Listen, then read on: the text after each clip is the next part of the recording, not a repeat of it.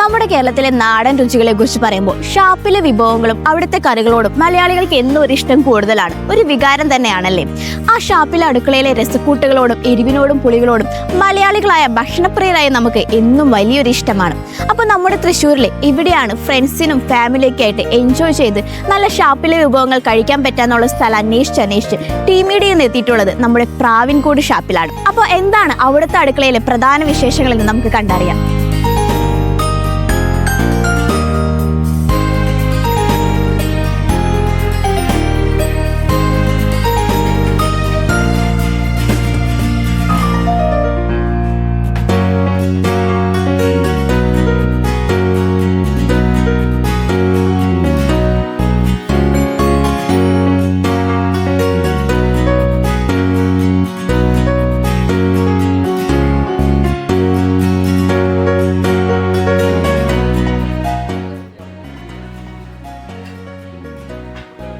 എല്ലാ ഐറ്റംസും വെറൈറ്റി സാധനങ്ങളെല്ലാം ഉണ്ട്. അപ്പൊ നമുക്ക് ഓരോന്നും തുടങ്ങാം. ഇത് കക്കറച്ചി, ഇത് ആടിന്റെ ബ്രെയിൻ, ഫിഷ് കറി, ഇത് കൂന്തള്, ഫിഷ് ഫ്രൈ, ചെമ്പല്ലി ഉണ്ട്, കരിമീനുണ്ട്, കാട ഫ്രൈ ഉണ്ട്, ആടിന്റെ തല, മട്ടന്റെ തല, ഇത് കല്ലുമ്മക്കായ, കാടമുട്ട റോസ്റ്റ്, ഇത് മുയലിറച്ചി, മുയല്,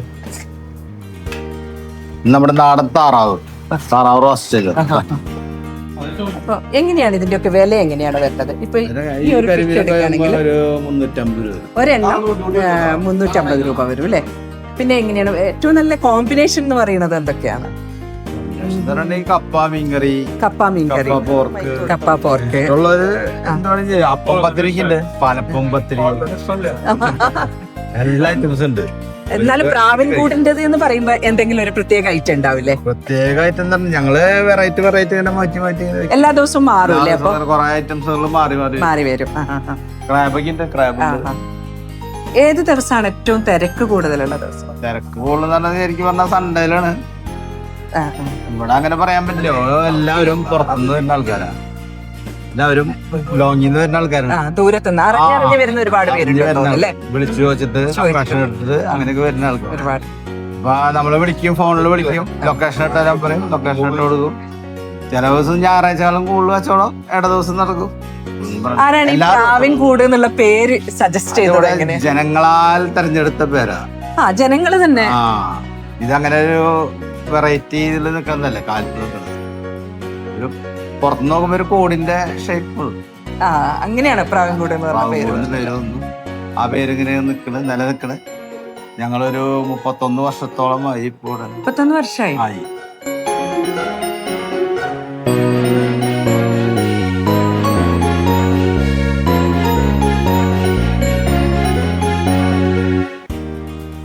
ഞങ്ങള് അച്ഛനായിട്ടുള്ള ബിസിനസ് 73 കാലം ഘട്ടം തൊട്ട് ഈ ബിസിനസ്സിലുള്ളവരാ. അച്ഛൻ്റെ കാലശേഷം ഞാൻ തന്നെ 40 വർഷമായി, 40 വർഷത്തോളമായി. ഇവിടെ 31 വർഷത്തോളമായി. ഇവിടെ 96 സ്റ്റാർട്ട് ചെയ്തു. ഇവിടെ സ്റ്റാർട്ട് ചെയ്തു. അതിക്ക് മുന്നും മാപ്രാണം, തേലപ്പള്ളി അങ്ങനെയുള്ള ഷോപ്പുകളിൽ ഫുഡിന്റെ തന്നെയായിരുന്നു. ഫുഡിന്റെ മാത്രം, കള്ള് അല്ലെങ്കിൽ മറ്റതില്ല, ഫുഡിന്റെ മാത്രം. അപ്പോൾ ഇത്രയും കാലമായിട്ട് ശരിക്കും പറഞ്ഞു കഴിഞ്ഞാൽ കൊച്ചിലെ അച്ഛൻ്റെ കൂടെ അച്ഛനൊപ്പം 13 വയസ്സിൽ തൊട്ട് ഇപ്പൊ ഒരു 50-52 വർഷത്തോളമായിട്ടുണ്ട്.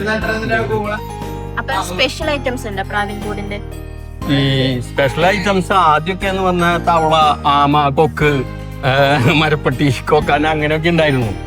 ആ ഘട്ടം 2008 ഇവിടെ റെയ്ഡ് നടന്നു. അതിനുശേഷം റിമാൻഡൊക്കെ വന്നു ഞങ്ങൾക്ക്. അന്ന് ആമ പാടില്ല എന്ന് പറഞ്ഞിട്ട് ഞങ്ങൾ വിറ്റു എന്ന് പറയുന്നത്. ഞങ്ങൾക്ക് അങ്ങനെ വാണിംഗ് ഒന്നും ഉണ്ടായിരുന്നില്ല. പക്ഷെ പിടിച്ചപ്പോ ഫോറസ്റ്റുകാര് കസ്റ്റഡിയിലാക്കി, റിമാൻഡ് ചെയ്തു. 7 ദിവസത്തോളം റിമാൻഡിൽ കിടന്നു. അത് 2008. അതിനുശേഷം ഞങ്ങള് അത്തരം ഇതൊന്നും ഫോറസ്റ്റിന്റെ ഇതിലുള്ള ഇതൊന്നും വെച്ചിട്ടില്ല. മുയല് ഇപ്പൊ ബ്രോയിലറല്ല, കാട്ടുമുയലല്ലല്ലോ. അന്നൊക്കെ കാട്ടുമുയല വെച്ചിരുന്ന കൊക്ക്, എരണ്ട, തവള, ആമ ഇതൊക്കെ ഉണ്ടായിരുന്നു ഇവിടെ ആ സ്റ്റാർട്ടിങ്ങിലൊക്കെ. ഇപ്പൊ അതൊന്നും ഫോറസ്റ്റിന്റെ കണക്കിലുള്ളതൊന്നും ഇപ്പൊ വയ്ക്കുന്നില്ല. വെറുതെ ജയിലിൽ കിടക്കണ്ടേ വയസ്സുകാലത്ത്. അപ്പൊ അതൊന്നും ഇല്ല. പ്രാവിൻകൂട് എന്ന് പറയണപ്പോ സിനിമ ഒക്കെ ഇറങ്ങിയല്ലോ. ആ പ്രാവിൻകൂട് സിനിമ അവര് വന്നിട്ട് ഇവിടെ സെറ്റ് ഇടാൻ പറ്റുമെന്ന് വെച്ചു. അപ്പൊ 2 മാസത്തോളം സെറ്റ് ഇടണം ഷൂട്ടിംഗ് പൂർത്തിയാവണമെങ്കിൽ. അപ്പൊ 2 മാസം ഇവിടെ കച്ചവടം ചെയ്യാൻ പറ്റില്ല, ബിസിനസ് നമ്മുടെ നടക്കില്ല. അപ്പൊ ഞങ്ങൾ പറഞ്ഞു അത് പറ്റില്ല, പ്രാവിൻകൂട് എന്നുള്ള പേര് തരാന്ന് പറഞ്ഞു. പേര് എടുത്തോളാൻ പറഞ്ഞു. അങ്ങനെ അവര് പേരെടുത്തു. അവിടെ പാലക്കാട് ജില്ലയിൽ എവിടെയാ പോയിട്ട് സെറ്റ് ഇട്ടത്. സിനിമ ഇറങ്ങി കഴിഞ്ഞതിന് ശേഷം എങ്ങനെയുണ്ട് കച്ചവടം? കൂടുതലോ ഒത്തിരി കൂടി പേരായില്ലോ. ആ ഈ വാൾ പോസ്റ്റ് മൊത്തം കേരളോട്ടേക്ക് ആയി. പിന്നെ തമിഴ്നാട്ടിലും ആന്ധ്രയിലൊക്കെ ഈ പടം കളിച്ചിട്ടുണ്ട്. ഇവിടെ തന്നെ ഒരു 5 ദിവസത്തോളം കളിച്ചു. ഏവറേജ് പടമായിരുന്നു, വലിയ ടോപ്പിലൊന്നും വന്നിട്ടില്ല, എന്നാലും ഏവറേജ് ഓടിയല്ലോ. തമിഴ്നാട്ടിലും ഇവിടേക്ക് ഓടിയിട്ടുണ്ട്, ഒരു ഇതൊക്കെ ഓടിയിട്ടുണ്ട്. അവർക്ക് നഷ്ടമൊന്നും വന്നില്ല. മറ്റേ അൻവർ റഷീദായിരുന്നു പ്രൊഡ്യൂസർ. ആ നല്ല പടങ്ങളൊക്കെ പിടിച്ച ആളായിരുന്നു. നമ്മളതാ സമ്മതിച്ചത്. പൈസ ഒന്നും ചോദിച്ചില്ല, പൈസ ഒന്നും കിട്ടിയില്ല. ഞങ്ങൾക്ക് പേര് കിട്ടി. അവര് ചോദിച്ചെങ്കിൽ കിട്ടിയെന്നെ, ഞങ്ങള് ചോദിച്ചൊന്നുമില്ല. നമ്മള് പേര് കൊടുത്തു. ഒറ്റ ഷോപ്പേ ഉള്ളൂ ഞങ്ങള്. ഇതിവിടെ ഇപ്പൊ 96 കാലഘട്ടത്തോട്ട് ഇവിടെ വന്നാണ്. അപ്പൊ ജനങ്ങൾ തന്നെ വന്ന് ഇതൊരു പ്രാവുംകൂട് മാതിരി, ഒരു കിളിക്കൂട് മാതിരി എന്നൊക്കെ പറഞ്ഞു. അപ്പൊ ഞങ്ങളത് ക്യാച്ച് ചെയ്തു. ഞങ്ങളെ പേരെടുത്ത് ഫ്ലക്സ് അടിച്ചു. എന്താ ഇവിടെ പ്രാവിൻകൂട് വരാനുള്ള ഒരു കാര്യം? നല്ല കള്ള് കിട്ടും. ഇവിടുത്തെ ഏറ്റവും കൂടുതൽ ഇഷ്ടപ്പെട്ട ഒരു കറി എന്ന് പറയാൻ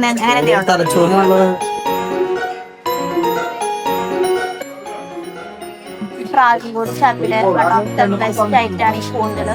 അതാണ് ഞാൻ പറഞ്ഞത്, കഴിച്ചു നോക്കി. അതായിട്ടുണ്ട്. അത് കോമ്പിനേഷൻ വരുന്നതാണ് പത്തിരി. ഇവിടെ വന്നാൽ എല്ലാവരും ട്രൈ ചെയ്യേണ്ട തന്നെയാണ് പത്തിരിയുടെ കോമ്പിനേഷൻ. അടിപൊളിയാണ്.